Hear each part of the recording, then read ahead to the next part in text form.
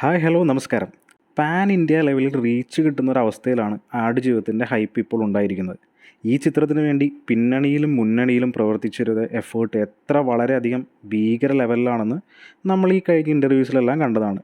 ഒരുപാട് നാളായിട്ട് ഈ സിനിമയെക്കുറിച്ച് സംസാരിക്കുന്നതും ഇതിൻ്റെ പുറകിലുള്ള എഫേർട്ടിനെ കുറിച്ച് എല്ലാവർക്കും അറിയാവുന്നതാണ്.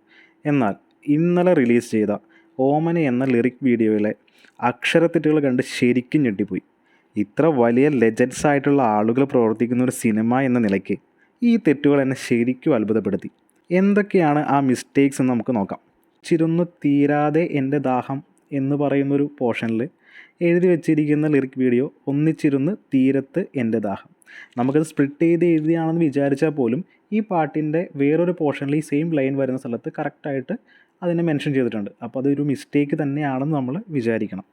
അതുപോലെ തന്നെ പകലിരവുകൾ എന്ന് പറയുന്ന പോർഷനിൽ എഴുതി വച്ചിരിക്കുന്നത് നിങ്ങൾക്ക് ആർക്കെങ്കിലും വായിക്കാൻ പറ്റുമോ എന്നൊന്ന് നോക്കൂ.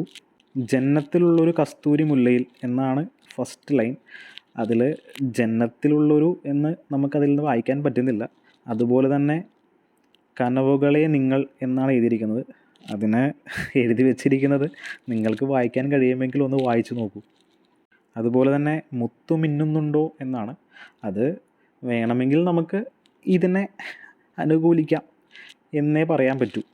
കനവാകെ ഒരു പുലരി വിരലായി, അതിന് കനവാകി എന്താണ് എഴുതി വെച്ചിരിക്കുന്നതെന്ന് എനിക്ക് വായിക്കാൻ പറ്റുന്നില്ല. അതുപോലെ തന്നെ വിടാതെ മേനിയിൽ പടർന്നിടുന്നൊരു, അതിന് പടർന്നിടുന്നോ ഒരു എന്താണ് ശരത് വിനു ഉദ്ദേശിച്ചതെന്ന് നമുക്ക് മനസ്സിലാവുന്നില്ല.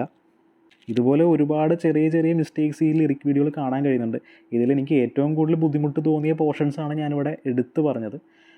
ഞാൻ ആലോചിക്കുന്നത്, ഈ ലിറിക് വീഡിയോ എല്ലാം ചെയ്ത് കഴിയുമ്പോൾ ഇത് മറ്റൊരാളെ, അല്ലെങ്കിൽ ഈ പറയുന്ന അത്യാവശ്യം ബോധമുള്ള ഒരാളെ കാണിക്കേണ്ടതല്ലേ? അത് കാണുമ്പോൾ അവർക്കത് ഫീൽ ചെയ്യേണ്ടതല്ലേ ഇതിങ്ങനെ വെച്ചിരിക്കുന്നത് കറക്റ്റല്ല എന്നുള്ളത്?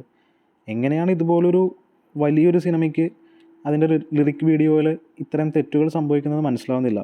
ഒരുപക്ഷെ പൃഥ്വിരാജും ബ്ലെസിയും പ്രൊമോഷൻ്റെ തിരക്കിലായതുകൊണ്ട് സ്വന്തം സിനിമയുടെ ലിറിക് വീഡിയോ റിലീസിന് മുമ്പ് കാണാനുള്ള സമയം കൊടുത്തിട്ടുണ്ടാവില്ല എന്ന് നമുക്ക് വിചാരിക്കേണ്ടി വരും.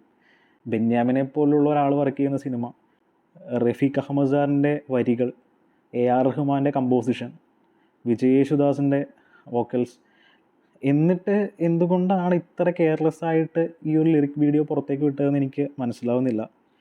എന്തായാലും വളരെ വലിയൊരു ചാൻസ് കിട്ടിയ ശരത് വിനുവിനെ പോലുള്ള ഒരാൾ എന്തിനാണ് ഇതിനെ എത്ര കെയർലെസ് ആയിട്ട് ചെയ്ത് അത് ഒരു മടിയും കൂടാതെ റിലീസ് ചെയ്തതെന്ന് മനസ്സിലാവുന്നില്ല. എന്തായാലും ഇത് എൻ്റെ ഒരു ഒബ്സർവേഷനാണ്, എൻ്റെ ഒരു ഒപ്പീനിയനാണ്. നിങ്ങൾക്കിത് ശരിയാണെന്ന് തോന്നുമെങ്കിൽ, ഇനി ഇതിലും കൂടുതൽ മിസ്റ്റേക്സ് നിങ്ങൾക്ക് കണ്ടെത്താൻ പറ്റുന്നുണ്ടെങ്കിൽ താഴെ ഒന്ന് കമൻറ്റ് ചെയ്യുക.